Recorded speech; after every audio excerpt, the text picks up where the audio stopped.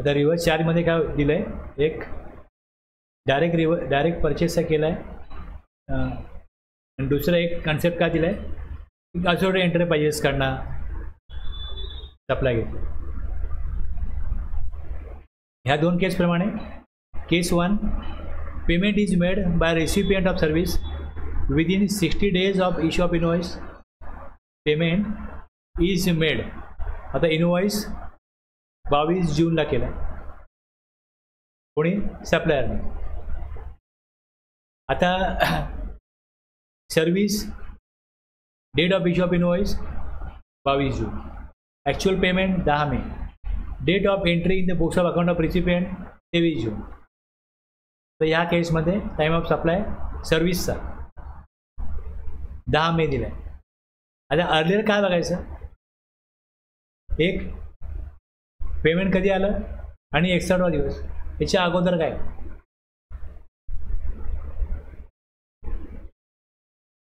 त्यामुळे पेमेंट विचारात घेतले. 22 जूनला काय केलं, इनवॉइस इश्यू केला सप्लायरने, पण त्याच्या अगोदर पेमेंट केलं आहे. 22 जूनला त्यांनी इनवॉइस इश्यू केला, डेट ऑफ एंट्री सर्व्हिस घेतली म्हणून 23 जूनला एंट्री असेल. पेमेंट 10 मेला केलं ना, पेमेंट नाही केलं अशी केस आहे ऑफ सर्व्हिस.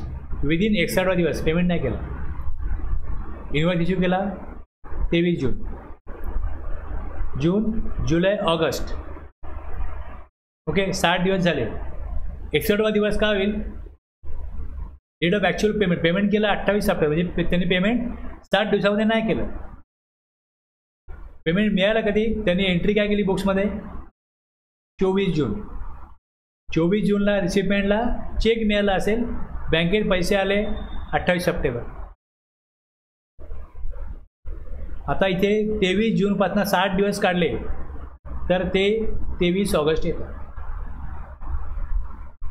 अगोदर पेमेंट आहे, आता पेमेंट आहे तर मग विचेवर अर्लियर 24 जून अगोदर आहे, इकडे ॲक्च्युअल पेमेंट आणि date of issue of invoice 23 June. 61वा दिवस काय येतो, जुलै, ऑगस्ट आलं. Date of entry in the books of account of recipient, तर त्यांनी एंट्री केली रिसिपियंटनी. एंट्रीमध्ये काय दिलं आहे की बुक्स ऑफ अकाउंटमध्ये एंट्री केली तर बँकेत पैसे कधी गेले. आता याच्यामध्ये सप्लायरने पेमेंट कधी केलं रिसिपियंटला, 24 जूनला केलं. रिसिपियंटने एंट्री 24 जून केली, सप्लायरने पेमेंट कधी केलं, 28 सप्टेंबर. आता पेमेंट कोणाचं बघायचं, payment date of payment entered in the books of account of the recipient. मला मी पैसे दिले ना, ॲक्च्युली मी पैसे दिले, सप्लायर कधी रेकॉर्ड करतो हे नाही बघायचं. इथनं 61वा दिवस 23 ऑगस्ट आहे, ॲक्च्युअल पेमेंट बँकेत ना गेलं 28 सप्टेंबर, असं आहे ते. Time of supply is not determined under case 1 or 2.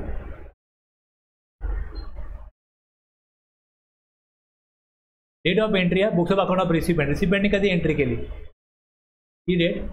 आणि असोसिएटेड एंटरप्राइजेस असेल, जर असोसिएटेड एंटरप्राइजेस असेल तर त्यामध्ये हे बघायचं की पैसे मिळालेत की नाही मिळाले.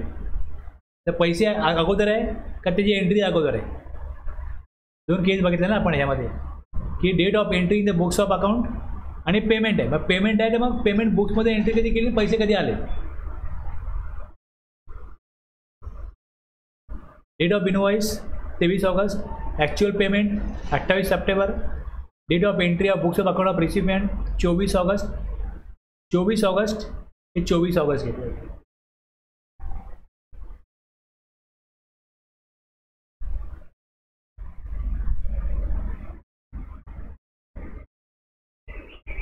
बारा 4 13 4 सेम आहे. कशा करतायत ते, वाउचर्स करतायत. आता वाउचर डिफाईन केलं आहे का? वाउचर डिफाईन केलं आहे क्लॉज 118 मध्ये. Means an instrument where there is an obligation to accept it as consideration or part consideration for a supply of goods services of both. Voucher काय instrument आहे, cheque काय एक इन्स्ट्रुमेंट आहे, बरोबर आहे, ड्राफ्ट काय एक इन्स्ट्रुमेंट आहे. तसं हे वाउचर जे आहे एक इन्स्ट्रुमेंट आहे. तुमच्याकडे वाउचर असेल आणि त्या वाउचरवरती समजा एखाद्या शॉप यांना ऑफर ठेवली की हे वाउचर घेऊन याल तर तुम्हाला आम्ही अप टू 1000 काय होईल डिस्काउंट देऊ.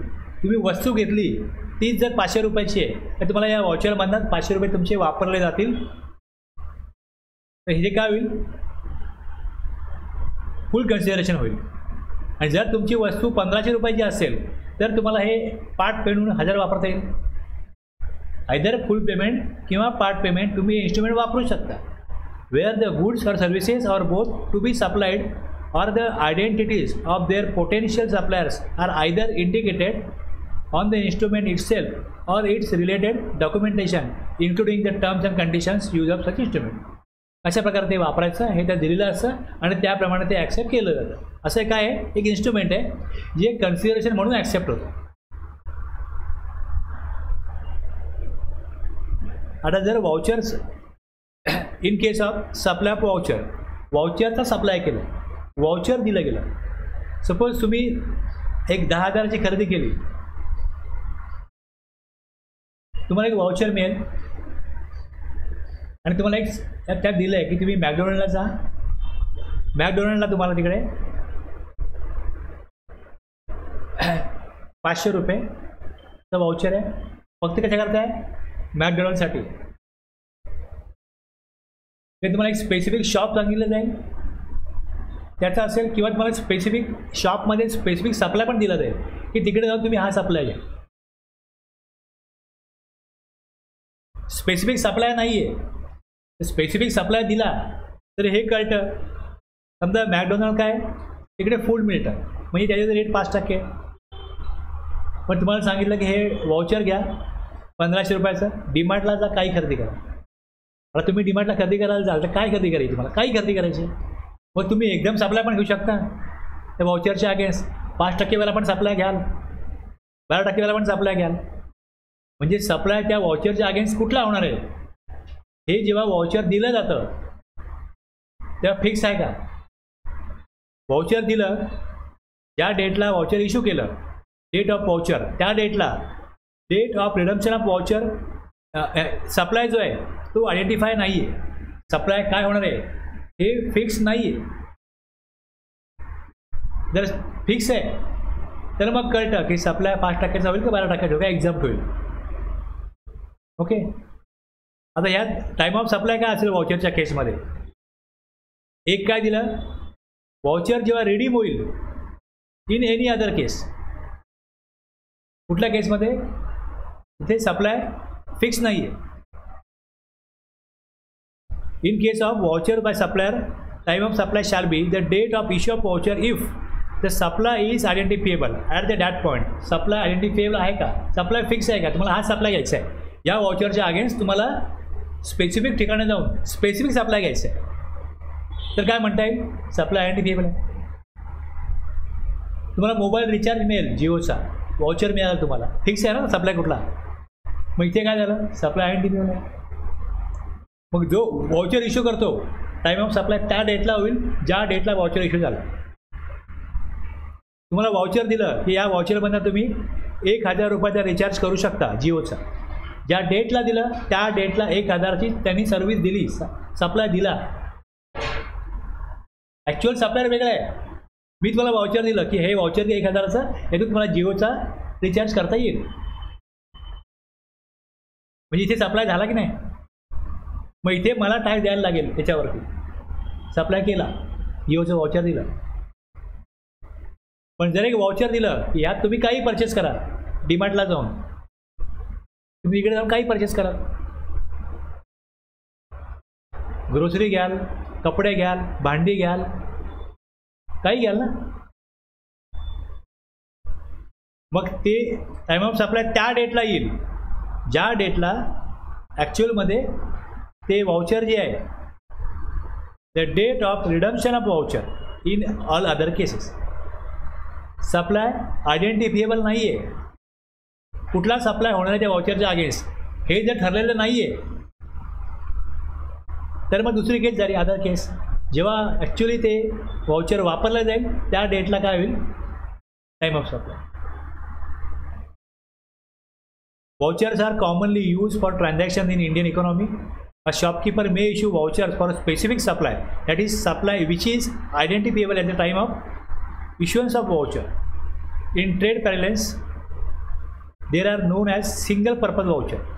For example, vouchers are pressure cookers or television or for spa or haircut. Similarly, vouchers can be general purpose voucher which can be used for multiple purposes. For example, 1000 rupees voucher issued by shop store can be used for buying any product or services at any shopper's shop. एक कपड्याचं दुकान आहे, तिकडे तुम्ही लग्नाची खरेदी केली, ते म्हणतात काय तुम्ही नेक्स्ट टाइम याल ना त्यात तुम्हाला आम्ही 10% काय देऊ, आमच्याच दुकानामध्ये डिस्काउंट देऊ. अशा प्रकारचा वाउचर आहे. परत मी नेक्स्ट टाइम परचेस कराल म्हणजे तुम्ही नेक्स्ट टाइम जेव्हा तुम्हाला गरज लागेल त्यांच्याचकडे गेले पाहिजे. त्यांचा उद्देश हा आहे. म्हणजे सेल वाढवण्याकरता अशा प्रकारची त्यांची स्कीम असते. किंवा मग दोन वेगवेगळे लोक आहेत ते एकमेकांच्या अगेन्स्ट वाउचर इश्यू करतात. एक ज्वेलर आहे आणि कपड्याचं दुकान आहे, तर हे एकमेकांनाच हे करतात की तुम्ही तिकडून ज्वेलरी घेतलीत तर तुम्हाला एक सर्टन अमाऊंट डिस्काउंट मिळेल, तुम्ही इकडनं कपडे घेतलेत तर तुम्हाला सर्टन अमाऊंट डिस्काउंट मिळेल, अशी वाउचर ते इश्यू करतात जेणेकरून दोघांचा बिझनेस वाढेल. उद्देश हा आहे त्याचा. Supply is identifiable. You receive a Domino's pizza voucher worth ₹500. In this case, since the vouchers can be used only for pizza, supply is identifiable. Time of supply would be the date of issue of vouchers. You receive a Flipkart gift voucher worth ₹1000.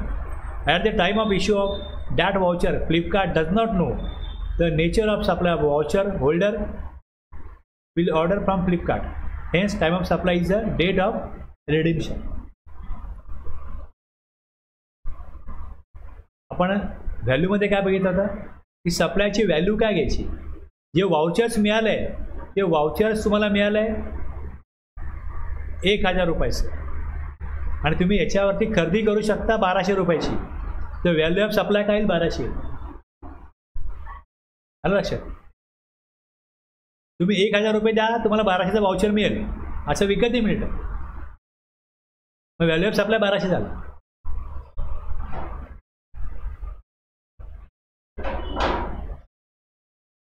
आठवतं ना मी घेतलं ते जे lunch coupon मिळतात कंपनीमध्ये, dinner coupon मिळतात, snacks coupon मिळतात, त्याची ॲक्च्युअलमध्ये मील परचेस करतो तो व्यक्ती 1200 रुपये, पण त्याला ती वाउचर्स मिळतात 300 रुपयाला.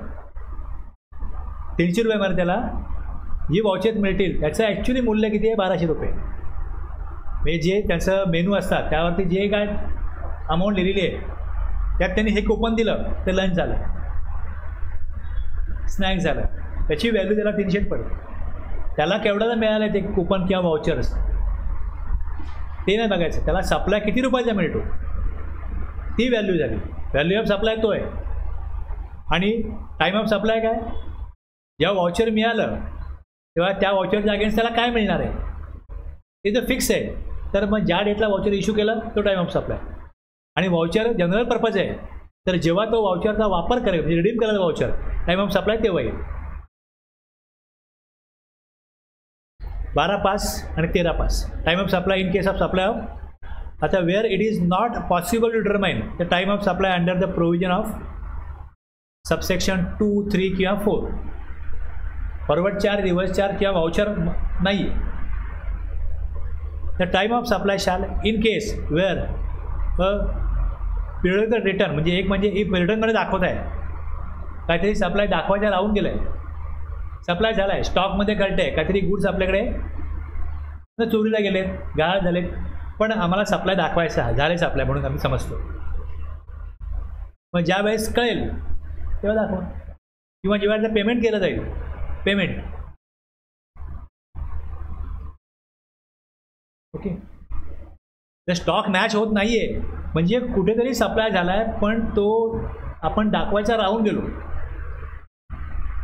असं जर कळलं टॅक्स पेअरला, तो म्हणतो की मला माहिती नाही, फॉरवर्ड चार्ज आहे, माहीत नाही, वाउचर्स दिले, कोणाला दिले, कधी दिले, रेकॉर्ड करायचे राहून गेले, रिव्हर्स चार्ज आहे, सप्लायर म्हणतो पेमेंट करा, कधी सप्लाय घेतला,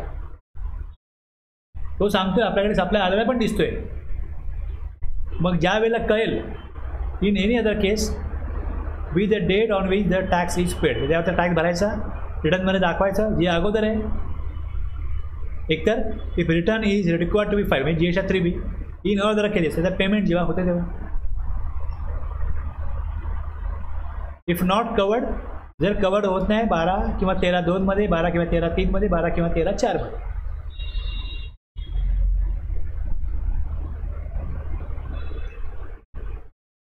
व्हॅल्यू ऑफ सप्लायमध्ये आपण बघितलं होतं की जर डिलर पेमेंट आहे तर तो सप्लायचाच भाग आहे.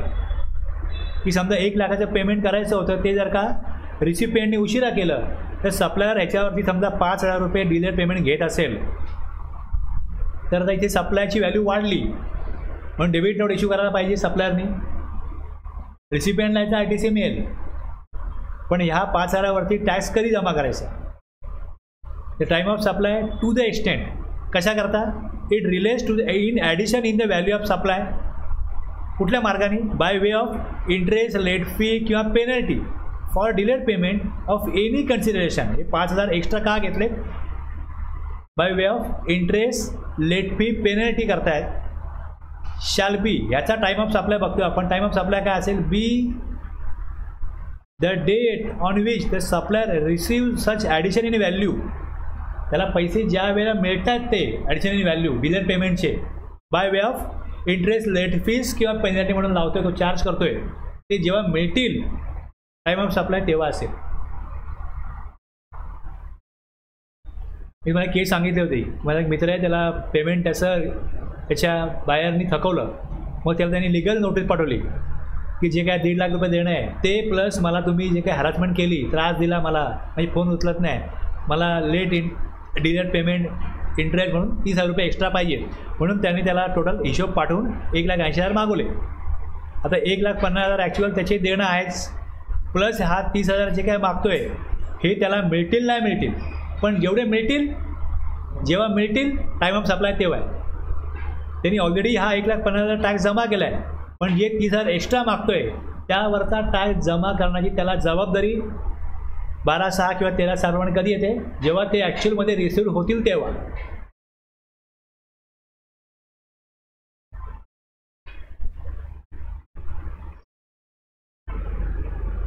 आता हेच फॉरवर्ड चार्जमध्ये काय प्रोव्हिजन आहे? 12(2) इनवॉइस डेट किंवा लास्ट डेट. सर्व्हिसच्या केसमध्ये इनवॉइस वेळेत आहे का? जर इनवॉइस वेळेत नाही आहे तर मग date of completion of service बघा, पेमेंट बघा, आणि रिसिपिएंटने जर का दाखवलं A आणि B नाही आहे आणि रिसिपिएंट जर रेकॉर्ड करतो तर टाईम ऑफ सप्लाय तेव्हा येईल.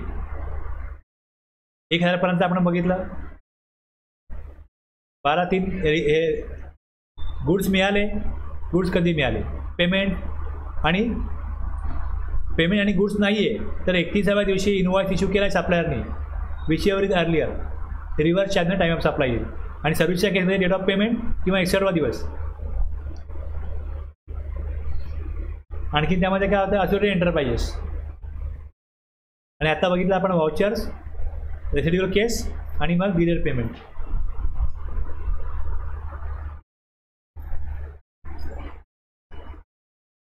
आता रेट जर चेंज झाला, change in rate of tax notification आलं. आता याच्यामध्ये गुड्सचं काही प्रश्न नाही काय. गुड्स जेवढे पाठवलेत, ॲडव्हान्स घेतला नाही घेतला, गुड्सच्या केसमध्ये काहीच नाही. गुड्स जेवढे गेलेत, इनवॉइस बनला आहे. जर आजपर्यंत रेट 12% असेल, उद्या 18 झाला, उद्या इनवॉइस बनवीन, रेट 18% असेल.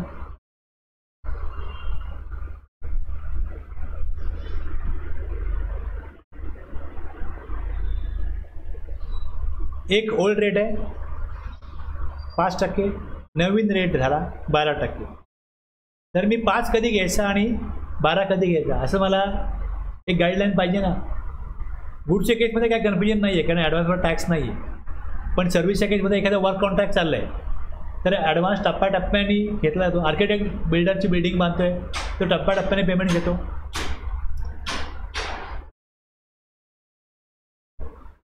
आता 3 गोष्टी आहेत. एक इनवॉइस आहे. इनवॉइस कधी बनतो? सप्लाय होईल तर इनवॉइस बनवायचं आहे ना. मग सप्लाय झाला की नाही झाला आहे एक बघा. दुसरं इनवॉइस बनला की नाही बनला हे बघा. आणि तिसरं त्याच्या अगेन्स्ट काय पेमेंट ॲडव्हान्स दिला गेला आहे का. सर्व्हिसच्या केसमध्ये ॲडव्हान्सवर टॅक्स आहे. तर सप्लाय बिफोर चेंज आपण एक कॅटेगरी घेतली. सप्लाय रेट जो आहे हा रेट जो आहे हा चेंज झाला आहे. Supply before change in rate of tax. Supply झालेला आहे रेट चेंज होण्यापूर्वी म्हणजे 5चा 12 होण्यापूर्वी सप्लाय झालेला आहे. आणि दुसरी केस काय सप्लाय नंतर झाला रेट ऑफ टॅक्स चेंज झाल्यानंतर सप्लाय झाला. ओके. सप्लाय झालेला आहे अगोदर. इनवॉइस इश्यू झाला आहे. Invoice is issued after change आणि payment made after change. Supply झाला आहे. काय सांगितलं? सप्लाय झालेला आहे पण इनवॉइस नंतर बनवला. इनवॉइस नंतर आहे पेमेंट पण नंतर आहे. मग इथे रेट कुठला टाईम ऑफ सप्लाय कुठला येईल? Earlier of the date of payment किंवा डेट ऑफ इनवॉइस. या दोनमध्ये बघा सप्लाय कधी झाला आहे हे नाही बघायचं. सप्लाय झाला आहे इनवॉइस आणि पेमेंट हे नंतर आहे. आता जानेवारीमध्ये मी म्हणतो की सप्लाय झाला. फेब्रुवारीमध्ये रेट 12% झाला. फेब्रुवारीमध्ये काय केलं? इनवॉइस इश्यू केला. पेमेंट मार्चला केलं. अर्लियर काय इनवॉइस. मग तेव्हा रेट किती आहे? 12. नवीन रेट लागेल. ओके. आता सप्लाय नंतर दिला.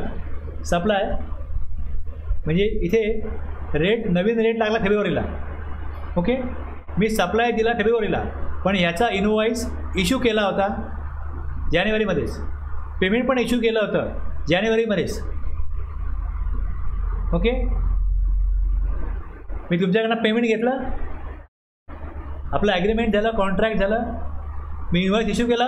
तुम्ही पेमेंट दिलं मला पण सप्लाय नंतर दिला. इथे जुना रेट लागेल 5%. सप्लाय द्यायचा होता पण इनवॉइस आणि पेमेंट दोन्ही झालेलं आहे. Earlier of the date of payment दोन बंद बघा. इनवॉइस अगोदर आहे पेमेंट अगोदर आहे. टाईम ऑफ सप्लाय त्याला येईल. तुम्ही डिसेंबरला पेमेंट केलं मला. इनवॉइस मी जानेवारी बनवला आणि ॲक्च्युली सप्लाय दिला फेब्रुवारी जेव्हा रेट 12% होता. जेव्हा आपण ॲग्रीमेंट केलं पेमेंट केलं इनवॉइस इश्यू केला तेव्हा रेट 5% होता. म्हणजे 5%ने मी इनवॉइस बनवला. मला माहीत नाही रेट चेंज होणार आहे. ओके. तुम्ही पेमेंटही केलं आणि नंतर सडनली रेट चेंज झाला सप्लाय ॲक्च्युअली देत असताना. तर या केसमध्ये जुना रेट लागतो. दुसरी case before supply before change in rate of tax. Invoice is issued before change. Payment made after change. Okay. Supply दिला इनवॉइस इश्यू केला म्हणजे मी जानेवारीमध्ये सप्लाय दिला इनवॉइसही इश्यू केला आणि पेमेंट तुम्ही दिलं मला फेब्रुवारी जेव्हा रेट 12% होता. आता इनवॉइस इश्यू केला सप्लाय पण दिला. जर इनवॉइस इश्यू केला त्यावरती रेट 5% टाकला ना. पेमेंट तुम्ही जेव्हा 12% रेट होतो तेव्हा देत आहे. इथे रेट जुनाच लागेल 5%. दुसरी केस सप्लाय नंतर दिला. Invoice issued before change. Invoice issue before change. Invoice issue केला जानेवारीमध्ये 5%. लक्षात घ्या, इनवॉइस इश्यू केला 5%, पण सप्लाय नंतर दिला आणि पेमेंट पण नंतर दिलं, तर मग नवीन रेट लागेल. कळलं? समजते ना? इनवॉइस बनवला जानेवारीमध्ये, पण पेमेंटही नव्हतं जानेवारीमध्ये आणि सप्लाय पण नव्हता. मग सप्लाय दिला फेब्रुवारीमध्ये, तेव्हा रेट 12% झाला होता. म्हणजे इथे GSTR 1ला अमेंडमेंट करून 5चा 12 करायला लागेल, कारण की रेट लागू होईल. कारण की टाईम ऑफ सप्लाय काय, date of receipt of payment, time of supply, invoice is issued before change, payment made after change. इथे date of receipt of payment आहे.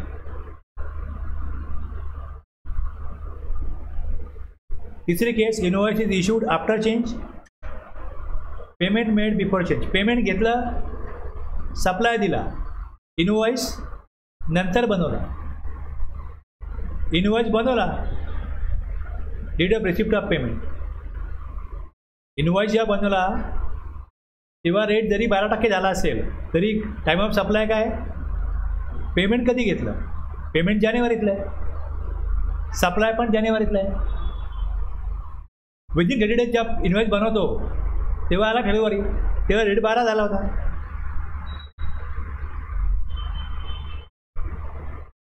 सप्लाय फेब्रुवारी दिला, त्याचं पेमेंट आलं होतं ॲडव्हान्समध्ये. इनवॉइस नंतर आहे, इनवॉइस नंतर आहे, सप्लाय फेब्रुवारीत आहे. ॲडव्हान्स जेव्हा घेतला होता, ॲडव्हान्स 5% ॲग्रीमेंट झाला असेल की GST 5% द्यायचा आहे, पण जर तो 12 झाला तर मग सप्लाय नंतर आहे, इनवॉइस नंतर आहे, तर 12% रेट लागेल. याच्यामध्ये लॉजिक काही नाही आहे, लक्षात ठेवायला. त्यांनी दिलं आहे, एकमेकांना ते क्लॅश होत नाही हे प्रकारे दिले. त्यामुळे 3 आहेत ना ऑप्शन, एक सप्लाय, मग त्यामध्ये इनवॉइस, पेमेंट, हेच कॉम्बिनेशन वेगवेगळ्या प्रकारे देऊन रेट जुना का नवीन हे कट. प्रोविजन मी बघायला लागलं तर प्रोविजन अशा प्रकारे मांडलेली आहे. मग त्यातनं मग या प्रकारे शब्दामध्ये असं बसवलं मी, आणि त्यानंतर सोपं पडावा म्हणून या प्रकारे ते समराईज केलं.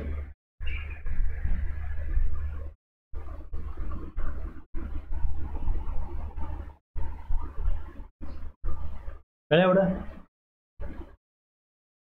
इथे हा विषय संपतो टाईम ऑफ सप्लायचा.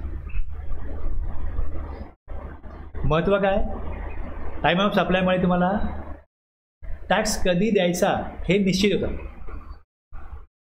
किंवा ही डेट आहे किंवा ही वेळ आहे, इथे टॅक्स देणं लागतो रिसिपियंट किंवा सप्लायर. रिव्हर्स चार्जमध्ये रिसिपियंट, फॉरवर्ड चार्जमध्ये सप्लायर.